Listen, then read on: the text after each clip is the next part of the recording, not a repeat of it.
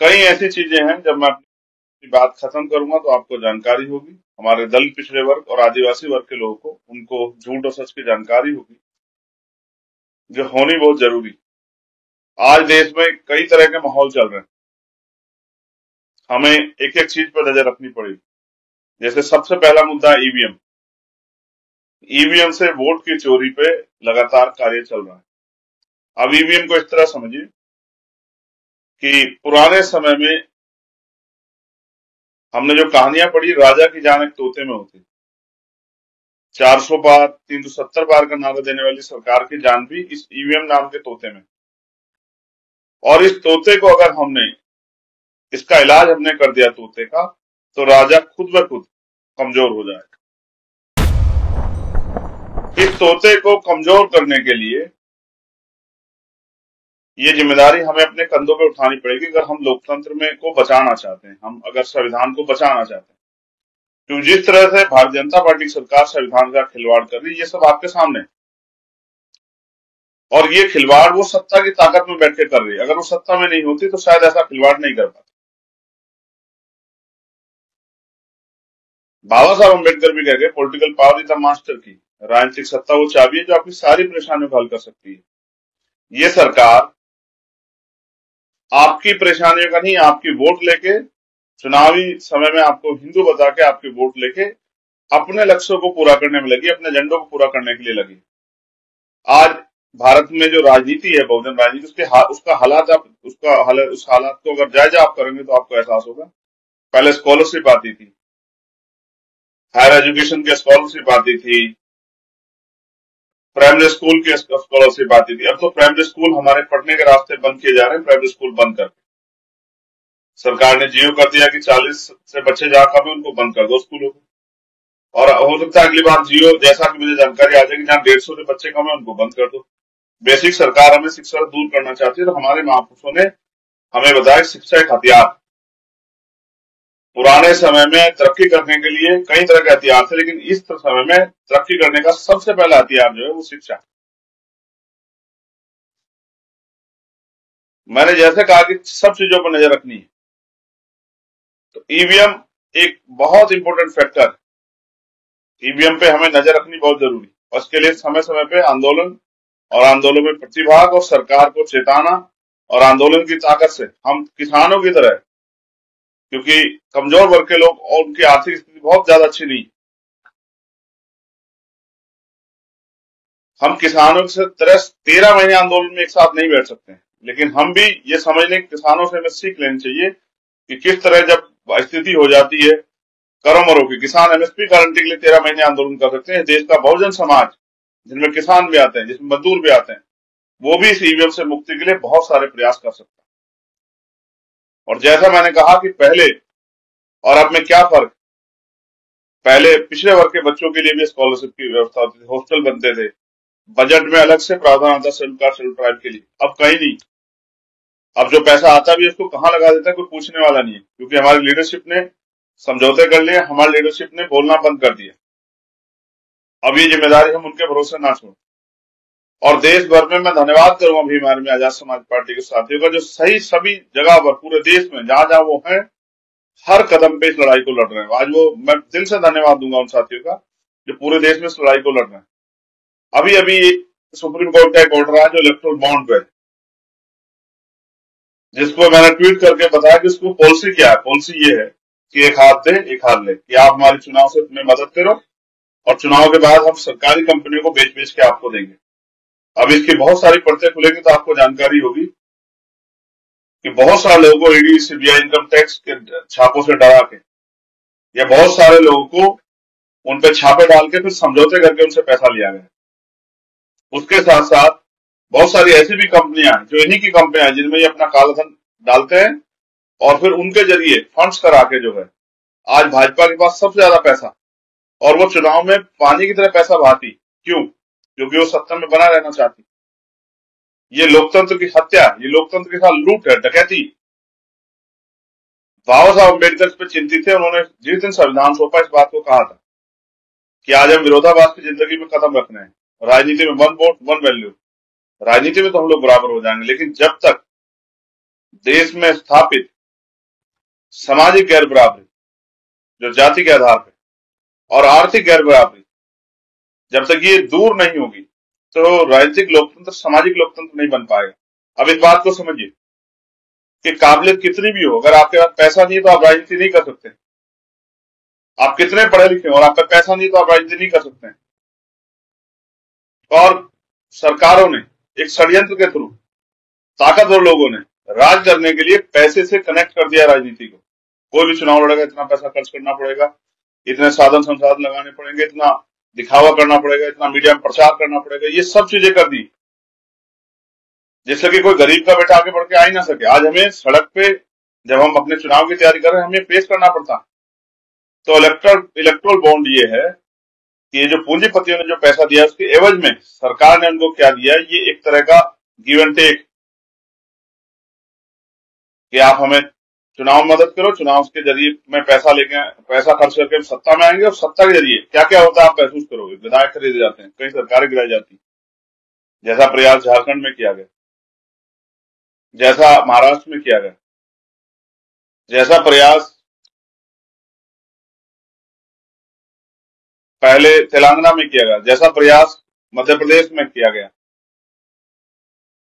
जैसा प्रयास राजस्थान में किया गया, इस तरह के पूरे चीजें होती और दूसरी पार्टियों के विधायक तोड़े जाते हैं। काशीराम साहब ने इस पे बहुत अच्छा कहा। उन्होंने कहा कि भारत में लोकतंत्र नहीं है, ये धनतंत्र है। पैसे के दम पे आप महसूस करो कि लोकतंत्र के मूल्य क्या थे। लोकतंत्र के मूल्य थे कि जनता का द्वारा जनता का शासन, यानी कि जनता जिस तरह चाहेगी अब जनता का राज होगा। क्योंकि राजतंत्र में राजा महाराजा राज करते, उनकी औलादें राज करती थी, रानियां राज करती थी, लेकिन लोकतंत्र में गरीब आदमी, आम आदमी और देश की आवाम, जनता, वो राज करेगी। इसलिए इसको लोकतंत्र कहा गया। लेकिन कहाँ है सरकार? कोई कानून बनाती है, पूछती है क्या? आपने कानून बनाया किसानों के खिलाफ, पूछा क्या? आपने ड्राइवर के खिलाफ आपने पूछा क्या? आपने व्यापारी के खिलाफ जीएसटी बनाया, आपने पूछा क्या? आपने नोटबंदी की, आपने पूछा क्या? और ये सब आपने तानाशाही में किया। ये देश राजतंत्र की तरफ बढ़ रहा है और मोदी जी और आरएसएस और भाजपा के लोग इस देश को में राजतंत्र स्थापित करना चाहते हैं जहां लोगों के अधिकार खत्म हो जाएंगे। बस लोगों को गुलामी की तरह ताकतवर लोगों की बात माननी पड़ेगी। मैं बहुत बार से अपने लोगों को इस बात के लिए इशारा कर रहा हूं और समझाने का प्रयास करो, समय समय पे लड़ लड़ के भी आपको एहसास करा रहा हूं। आपको समझना पड़ेगा, आपको जिम्मेदारी उठानी पड़ेगी अपने कंधों पे इस देश को बचाने के लिए, देश के लोकतंत्र संविधान को बचाने के लिए, देश के करोड़ों 100 करोड़ से ज्यादा लोगों को, कमजोरों को, मजलूमों को, गरीबों को बचाने के लिए अम्बेडकरवादियों को जिम्मेदारी उठानी पड़ेगी। किसी के भरोसे ना रहे अम्बेडकरवादी, अपने आप ही जिम्मेदारी उठाएं। कभी कभी अपने देश के लिए बहुत सारी कुर्बानियां देनी पड़ती, प्राणों के बलिदान देना पड़ता। आज ऐसा समय आ गया लगभग, जैसा मैंने कहा, इलेक्ट्रोल बॉन्ड के अलावा और कई ऐसी चीजें जिन पे हमें कर, जैसे किसान आंदोलन चल रहा।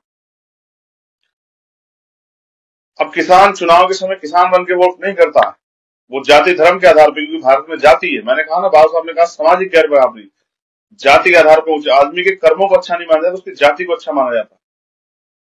उसकी जाति अगर ऊंची है तो सब लोग उसके साथ मिलकर राजनीति कर लेंगे, लेकिन कहीं वो शेड्यूल ट्राइब, बैकवर्ड का व्यक्ति है, माइनॉरिटी का व्यक्ति, तो उसके साथ राजनीति करने में उसी जाति के लोगों को दिक्कत होती है और उनके अपने लोगों को भी दिक्कत होती है, क्योंकि हमें आदत है दूसरों के पीछे खड़े होने की आदत है। जबकि लोकतंत्र हमें कुर्सी पे बैठने की ताकत देता है, शासन करने की बात की जा देता है। वहीं भाजपा के लोग राशन बांट बांट के, उनके देखे देखे अन्य पार्टी के लोग राशन बांट बांट के शासन करना चाहते हैं लोगों। ये इस लोकतंत्र की सच्चाई। किसान आंदोलन चल रहा, किसान को जैसे लैंड छूट थी, सरकार ने वादा किया, उनको भेज दिया, वो बड़े खुश होके गए, लेकिन बाद में उनको जाके एहसास हुआ 1.5 साल बाद कि सरकार ने उसे धोखा किया। इस बार फिर वो करके आगे पूरी तैयारी। अब कई किसान लड़ रहे हैं, शहीद हो रहे हैं, आंसू गैस के गोले, रबड़ बुलेट चल रही, किसानों की जान जा रही, किसानों की आंखों को, कई किसानों की आंखों को नुकसान हो गया। और हमारी सरकार इस तरह लड़ रही किसानों के साथ जैसे वो जंग के मैदान, बॉर्डर पे हो, वो जंग का मैदान हो। इस तरह से अपने देश के किसानों के साथ लड़ रही। और यही वो जनता जिनके पास वोट मांगने में नेताओं को जाना है, लेकिन हमारे लोग 2-3 महीने भूल जाते हैं। इन्हीं नेताओं को आज जो नेता शोषण कर रहे हैं, दमन कर रहे हैं किसानों को, यही अलग अलग पार्टी में होकर आ जाएंगे या यही वोट मांगने जाएंगे, इतना जुल्म करके, तो फिर इनको भी वोट देने में हमारे लोग परहेज नहीं करते, किसान मजदूर इन लोग को वोट देने में परहेज नहीं करते। ये भी मैंने देखा। तो जैसा मैंने आपको कहा कि हमें कई चीजों पे बहुत ध्यान रखना है। हम भारत में, और अगर भारत की पर कैपिटल इनकम आप चेक करोगे, प्रति व्यक्ति आय किसानों की 27 रुपए, और हम दुनिया में प्रति व्यक्ति आय का जो मानक है उसमें हम 132वें स्थान पे। 27 रुपए अगर किसान एक दिन में कमाता है, तो आप महसूस कीजिए कि वो एक दिन में खर्च क्या करता हो। ये इस देश में किसानों की आमदनी। किसान सुसाइड करते हैं, किसान मुसीबत उठाते हैं, किसान हमारे लिए अन्न उगाते हैं, और उनको क्या मिलता है ये आपके सामने में रखना चाहते हैं। और यही हालत बेरोजगारी की। बेरोजगारी दर भी हमारे यहाँ बढ़ रही है। और कोई पेपर ऐसा नहीं है, मुझे आरओ के पेपर की भेजा गया जो लीक हुआ, और आज यूपी पुलिस का पेपर था, और मुझसे कहा गया कि भैया ये देखना, ये भी लीक हो जाएगा। जो सरकार कागज सुरक्षित न रख पा रही, ये कोई धोखे से नहीं होता, ये षड्यंत्र है सरकारों का, अपने लोगों को आसानी से पेपर उपलब्ध करा के उनको कुर्सियों तक बिठाने का। जो सत्ता में बैठे लोग हैं, सब उनकी जानकारी में होता है, और अगर नहीं होता तो उनको कुर्सी बैठने का अधिकार किसने दिया, जो पेपर को सुरक्षित न रख पा रहे हैं। यानी कि सिस्टम में भ्रष्टाचारी लोग बैठ गए। एक और षड्यंत्र है जो हमारी एकता तोड़ने के लिए, शेड्यूल कास्ट शेड्यूल ट्राइब की एकता तोड़ने के लिए, वो भी किया जा रहा है, और उनको भी ऐसे ही वादे किए जा रहे हैं। मैं अपने लोगों से कहना चाहता हूँ, हम आपके लिए ज्यादा जिम्मेदार है। मैं बहुत जिम्मेदार से बात कर रहा हूँ चंद्रशेखर आजाद, कि जैसे आपको लैंड किसानों को दिया गया, ऐसे आपको देने का प्रयास किया जा रहा है कि आपको बहुत कुछ देंगे। आप सोचो, जब इस देश में निजीकरण हो जाएगा, सरकारी सिस्टम ही खत्म हो जाएगा, सब प्राइवेट हो जाएगा, तो आरक्षण का क्या फायदा होगा। और अभी लेटरल एंट्री से आईएएस बनाए जा रहे हैं। आप संविदा से, ठेकेदारी से सरकारी नौकरियां खत्म करके इस तरह का इंतजाम किया जा रहा है। फिर पेपर लीक करके, आरक्षण घोटाले करके 49 भर्ती के बच्चे बैठे हैं। ये हमारे दल पिछड़े वर्ग के नेताओं को देखना चाहिए कि किस तरह से संविधान का कत्ल हो रहा है, संविधान का उल्लंघन हो रहा है। जो हमारा हक बैठता है वो भी नहीं जा रहा है। ये सत्ता से दूर रहने का परिणाम। मेरे प्यारे भाइयों, मैं देश भर में घूमता हूं, बहुत सारी चीजों पर ध्यान देता हूं। भारत में आम आदमी की आय दुगनी नहीं हुई, किसानों की आय भी दुगनी नहीं हुई है, लेकिन भारत में पूंजीपतियों की आय कई कई हजार गुना बढ़ गई है। उनकी शक्ति, उनके सोर्स, उनके एसेट भी कई कई हजार गुना बढ़ गए। और ये हमारे माननीय प्रधानमंत्री के नेतृत्व में हुआ, जो कहते हैं कि मैं बहुत ईमानदार। मैं आपको ये कहना चाहता हूं, मेरे आज के बात रखने के पीछे कुछ उद्देश्य है, क्योंकि मेरे पास बहुत बड़ी जिम्मेदारी है मेरे साथ। और हम नगीना में लोकसभा का चुनाव लड़ रहे हैं। व्यक्तिगत चंद्रशेखर आजाद खुद चुनाव लड़ रहा है। मैं देश में अपने साथियों से अपील करना चाहता हूं कि वो क्योंकि इस बात को कहने से पहले मैं इस बात को समझाने का प्रयास करूंगा। काशीराम साहब कहते थे, जिनका दल नहीं होता उन पे बल नहीं होता, जिनके पास बल नहीं होता उनकी समस्याओं का हल नहीं। मैं एक और बार आपको पीछे लेके चलूंगा। यहाँ कांग्रेस थी, यहाँ अकाली दल थी, मुस्लिम लीग थी, सभी पार्टियों के होते बाबा साहब अम्बेडकर ने अपनी 3 पार्टियां क्यों बनाई? आपको सोचना चाहिए। स्वतंत्र labour party, labour party of India, schedule caste federation, और फिर आरपीआई बाबा साहब ने क्यों बनाई? इस बात को बताने के पीछे मेरा एक उद्देश्य आपको ये कि अगर सत्ता में बैठे लोग हमारे बारे में सोचते तो बाबा साहब को पार्टी नहीं बनानी पड़ती। ये बात मैं आपको इसलिए कह रहा हूं कि दल बनाना क्यों जरूरी है और दल के जरिए क्या क्या हो सकता है। अब हम नगीना में तैयारी कर रहे हैं, बहुत मेहनत कर रहे हैं। हमारे एक साथी नगीना के भी हमारे में आजाद समाज बहुत मेहनत कर रहे हैं, जो बाहर से हमारे साथी है वो भी बहुत मेहनत कर रहे हैं, और हमें ये लड़ाई जीतनी। इसलिए मैं सभी से आपसे कहूंगा, बहुत जल्द मैं एक अकाउंट नंबर भी जारी करूंगा, जिसके जरिए आप उस चुनाव में सहारा देके इस आंदोलन को मजबूत कर सकते। काशीराम साहब कहते, जो सहारा देगा विसारक देगा। मुझे किसी धन्ना से, कॉर्पोरेट सेक्टर के किसी पूंजीपति का पैसा नहीं चाहिए जिसके इशारों पर हमें काम करना पड़े। हमें अपने गरीब, कमजोर, मेहनतकश मजदूर, किसान, नौजवान, बहने माए और कर्मचारी भाइयों से सहयोग की अपील है कि वो इस लड़ाई में हमारा सहयोग करें, क्योंकि आज की राजनीति में बहुत पैसा खर्च होता है चुनाव। नगीना में मैं अपने साथियों से भी कहूंगा, देश भर के जो हमारे साथी, वो भी कमर कसें और अपना समय देने के लिए नगीना आने के लिए तैयार रहे।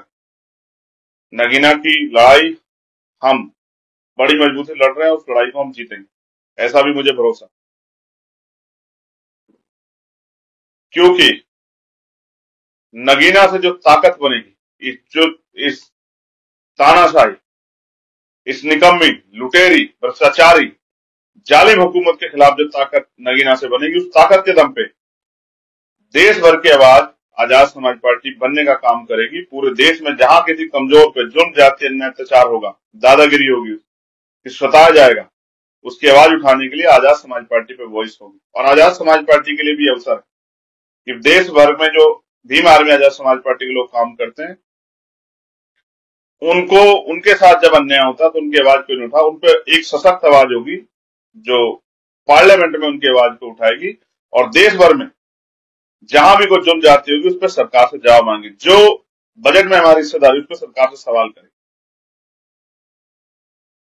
75 साल में अगर पीने के लिए साफ पानी की व्यवस्था, मैं देश भर में जाता हूं, लेकिन मैं जब नगीना घूम रहा हूं तो मैं महसूस कर रहा हूं, मेरे प्यारे भाइयों, मुझे आपको बताना पड़ेगा, आज भी पक्के मकान नहीं बन पाए, जो मकान बने उनमें प्लस्तर नहीं है। और मैं घरों में अंदर जाके देखता हूँ, आज भी चूल्हे पे रोटी पकानी पड़ती है, अच्छा खाना पीने की व्यवस्था नहीं है। बहुत सारी बहनें ऐसी हैं जिनको वो पढ़ना चाहती लेकिन नहीं पढ़ पाई क्योंकि पैसों की कमी कारण। बहुत सारे भाई बच्चे ऐसे हैं जो पढ़ना चाहते नहीं पढ़ पाए, पैसे कमी कारण। बहुत सारे ऐसे लोग मिलते हैं जो इनके अच्छे इलाज नहीं हो पा रहे हैं, पैसे कमी कारण, जबकि ये सारी जिम्मेदारी सरकार की। इसलिए हम लोग टैक्स भरते हैं कि अच्छे स्कूल बने, अच्छे कॉलेज बने, अच्छे हॉस्पिटल बने। रोजगार नहीं है, पढ़े लिखे नौजवान बेरोजगार घूम रहे हैं, कोई पूछने वाला नहीं है। कई ऐसी समस्याएं जो बहुत करीबी, जैसे बाढ़ की समस्या है, कटाव की समस्या है, जैसे किसानों की फसल की समस्या है, किसानों के साथ हो रहे उत्पीड़न की, आवारा पशुओं की। मैं बहुत देखता हूँ, नगीना में जाता हूँ, गली गली घूमता हूँ तो मुझे एहसास होता है जिस तरह सरकार के लोग पुलिस द्वारा कमजोरों का, मजलूमों के साथ उत्पीड़न करा रहे हैं। बहुत कुछ जानने का मौका जमीन पे जाके देखने को मिल रहा है। बहुत कुछ तकलीफ है, दिल में तो बहुत सारे सपने हैं उनकी जिंदगी बदलने के, बहनों माओं को रोजगार देने के, नौजवान भाई को रोजगार देने के, जो अच्छी पढ़ाई कर रहे हैं उनकी मदद करने के, जो बहनें पढ़ना चाहती, भाई पढ़ना चाहते हैं, उनके लिए अच्छे अवसर, उनकी पढ़ाई के लिए उनके रास्ते आसान करने के बहुत सपने हैं। अच्छे मकान बनाने के, देने के, अच्छे खाने की सुविधा कराने के, जुल्म जाति दादागिरी से बहन बेटियों के सम्मान की रक्षा करने के बहुत सारे मन में सपने हैं कुछ करने के। उसके लिए हम लोग नगीना में काम कर रहे हैं। अभी मेरे पास पिछले 10 दिनों में 100 से ज्यादा कंप्लेन आई पूरे देश भर से, और अभी तो मैंने मेन जो कंप्लेन का वो हमारा नंबर है वो चेक ही नहीं किया। मैं आपको धार्मिक आजादी के बारे में ये बात जरूर कहूंगा और इस बात पे आप गौर करें।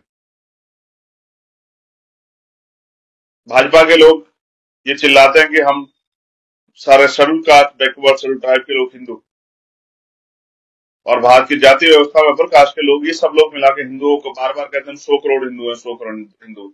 उनके हिंदुत्व का एक सच आप जान लो, अभी अयोध्या में राम जी की प्राण प्रतिष्ठा हुई, पूरे देश में हर्षोल्लास उन्होंने मनवाया,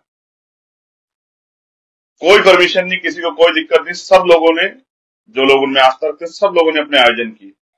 बहुत अच्छी बात है, करने चाहिए। लेकिन अभी मेरे पास जो कंप्लेन है वो इस बात की, सतगुरु रविदास जी महाराज की जयंती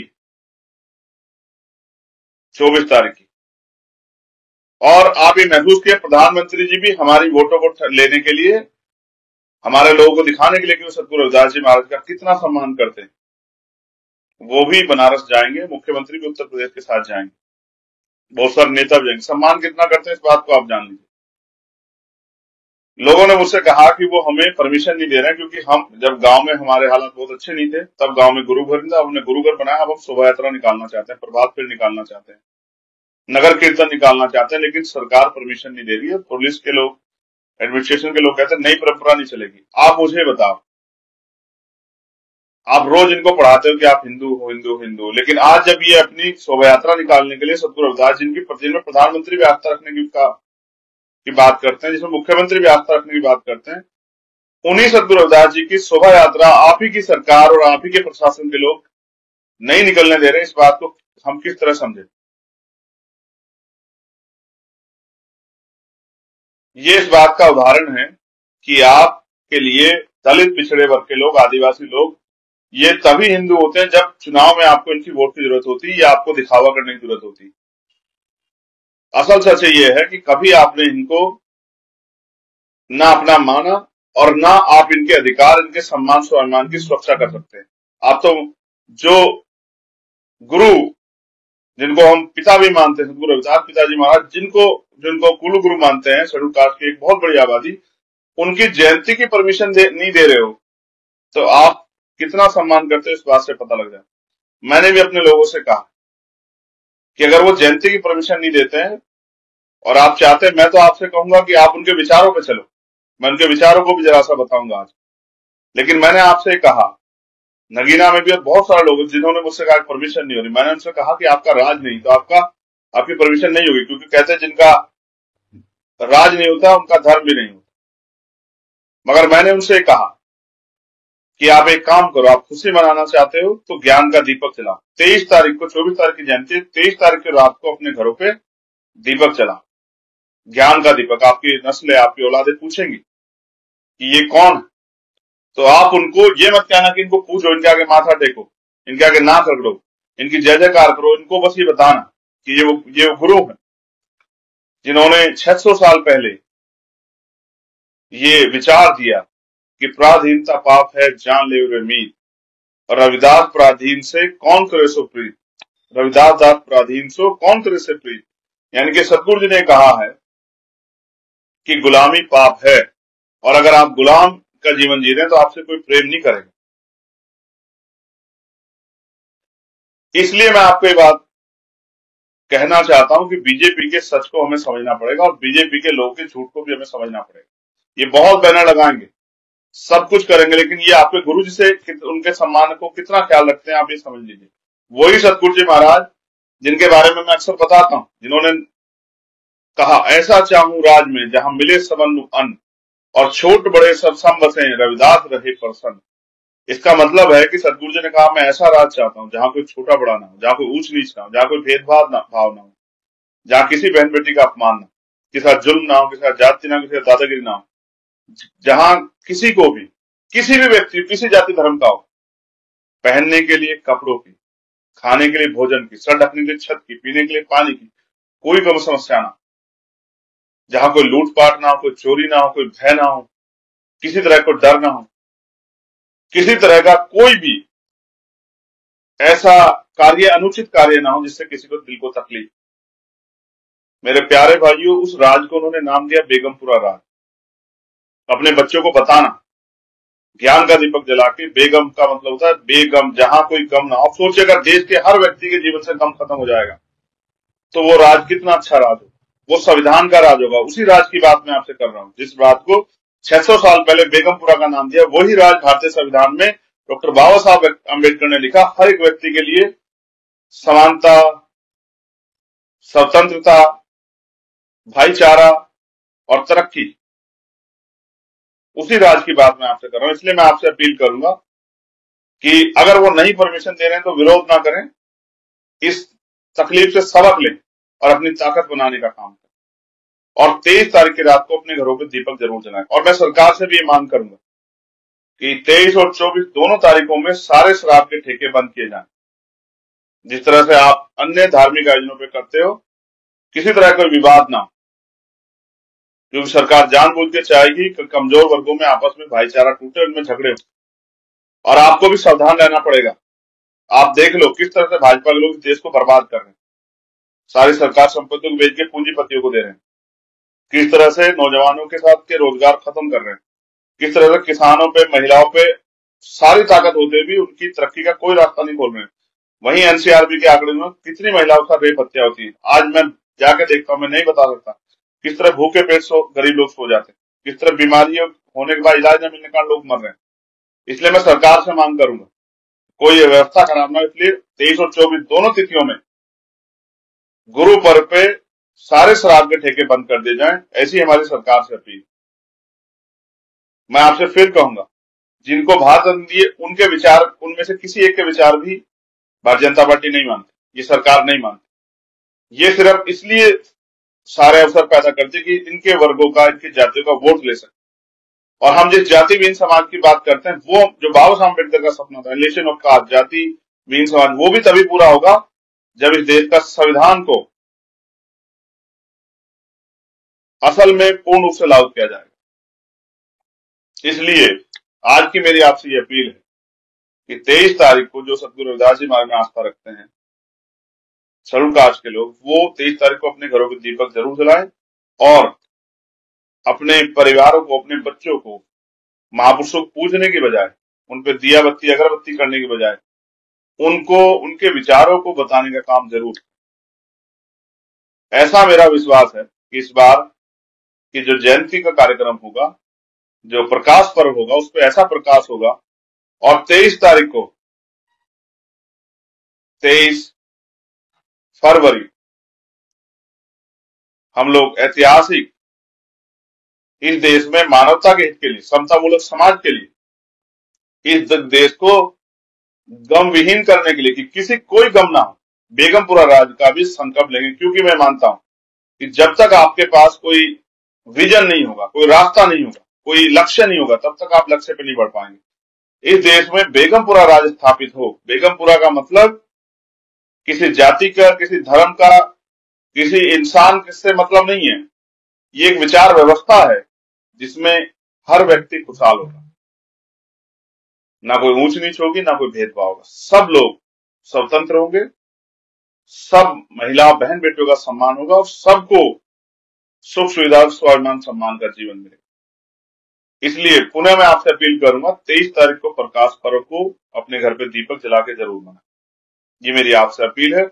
और मैं अपने साथियों से कहूंगा कि नगीना में तन मन धन से सहयोग करने के लिए अब आने का काम करें और ये बताएं कि जब कमजोर वर्गों के लोग कोई बात ठान लेते हैं, जब गरीब ऐसा है, लोग अपनी पीड़ा खत्म करने के लिए कोई सपना पैदा कर लेते हैं, उस सपनों को पूरा करने के लिए कितनी मेहनत करते हैं। जहां तमाम लोग वोट लेकर आराम से घर में पड़ के सो रहे हैं, वहां आपको जो सड़कों से मेहनत की है उसको सदन में पहुंचाने का मौका भी आपका आ गया। इसलिए मैं आपसे आग्रह करूंगा कि आप अपने आप स्वयं पहुंचे और आके अपनी जिम्मेदारी वहां से आपको मिले, उस पर काम करें और नगीना से आजाद समाज पार्टी कामयाब करके और देश भर में भारतीय जनता पार्टी को रोकने के लिए जो हमने प्रोग्राम बनाया, उस प्रोग्राम पे भी हमारी मदद करें, जिससे कि भारतीय जनता पार्टी की जो विचार हैं, जिससे वो देश को पुनः गुलाम बनाने का प्रयास कर रहे हैं, देश के संविधान कमजोर करने का प्रयास कर रहे हैं, उस विचार को, जो छद्म एजेंडा, उसको